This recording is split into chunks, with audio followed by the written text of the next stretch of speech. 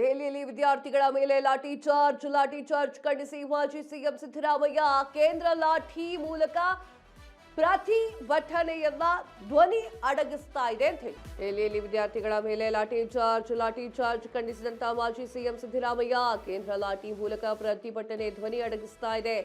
ಅಘೋಷಿತ ತುರ್ತು ಪರಿಸ್ಥಿತಿ ಘೋಷಣೆಯಾದಂತೆ ಕಾಣಿಸ್ತಾ ಇದೆ. ಅಸಮರ್ಥ ಶಿಕ್ಷಣ ಮಂತ್ರಿಯ ವಿರುದ್ಧ ಕ್ರಮ ಯಾಕಾಗಿಲ್ಲ? ಮೋದಿ ದುರ್ಬಲ ಪ್ರಧಾನಿ ಎನ್ನುವುದು ಸಾಬೀತಾಗಿದೆ. ವಿದ್ಯಾರ್ಥಿಗಳ ಕಣ್ಣೀರಿನ ಶಾಪದಿಂದಲೇ ಸರ್ಕಾರ ಪತನವಾಗಿದೆ. ಟ್ವೀಟ್ನ ಮೂಲಕ ಮಾಜಿ ಸಿಎಂ ಸಿದ್ದರಾಮಯ್ಯ ಅವರು ಕಿಡಿಕಾರಿದ್ದಾರೆ. ವಿದ್ಯಾರ್ಥಿಗಳ ಪರವಾಗಿ ಇರಬೇಕಾಗಿರುವಂತಹ ಕೇಂದ್ರ ಸರ್ಕಾರ ವಿದ್ಯಾರ್ಥಿಗಳ ಧ್ವನಿಯನ್ನ ಅಡಗಿಸ್ತಾ ಇದೆ.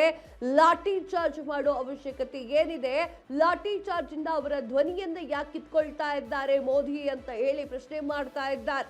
ನನಗೆ ಗೊತ್ತಿಲ್ಲ, ರಾಹುಲ್ ಗಾಂಧಿ ಅವರ ಅಂಕಿ ಸಂಖ್ಯೆಗಳನ್ನ ಇಟ್ಕೊಂಡು ನಾನಂತೂ ಮಾತಾಡಲ್ಲ.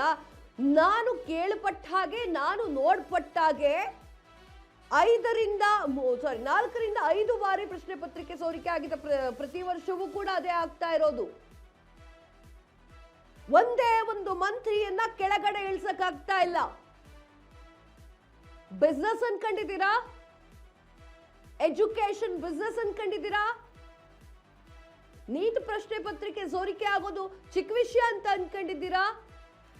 ಪ್ರತಿಯೊಬ್ಬ ಯೂತ್ಸು ಈ ವಿಚಾರಕ್ಕೆ ಸಂಬಂಧಪಟ್ಟಂತೆ ಧ್ವನಿ ಎತ್ತುತ್ತಾ ಇದ್ದಾರೆ. ಕರ್ನಾಟಕದಿಂದ, ತಮಿಳುನಾಡಿನಿಂದ, ಆಂಧ್ರ ಪ್ರದೇಶದಿಂದ, ಕೇರಳದಿಂದ ಎಲ್ಲರೂ ಕೂಡ ಜಂತರ್ ಮಂತರ್ಗೆ ಹೋದ್ರೆ ಹೆಂಗಿರುತ್ತೆ ಹೇಳಿ? ಇದೇ ವಿಚಾರಕ್ಕೆ ಸಂಬಂಧಪಟ್ಟಂತೆಯೇ ಸಿದ್ದರಾಮಯ್ಯ ಅವರು ಮಾತನಾಡ್ತಾ ಇರೋದು, ಬೇರೆ ವಿಚಾರಕ್ಕಲ್ಲ. ಎಸ್, ಸಿದ್ದರಾಮಯ್ಯ ಅವರು ಟ್ವೀಟ್ ಮೂಲಕ ಈ ವಿಚಾರವನ್ನು ಹಂಚಿಕೊಂಡಿದ್ದಾರೆ.